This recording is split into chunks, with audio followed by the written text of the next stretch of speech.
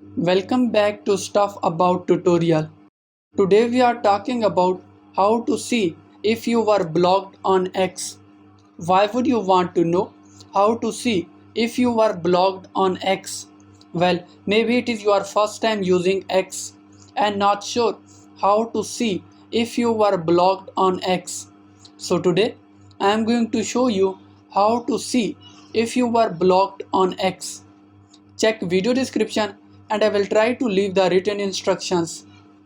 Seeing if you were blocked on X is quite simple and the process is easy to do. First of all, open X. Now you are seeing search bar in the bottom left side. Click on it. Now click on search at the top. Search a username. If the profile is showing, it's mean you were not blocked by this user. If it is not appearing, it means you were blocked by this user. There you go. If you wanted to know how to see if you were blocked on X, that is the easiest way I know how. If you know another way, to leave a comment below. Be sure to subscribe for more videos.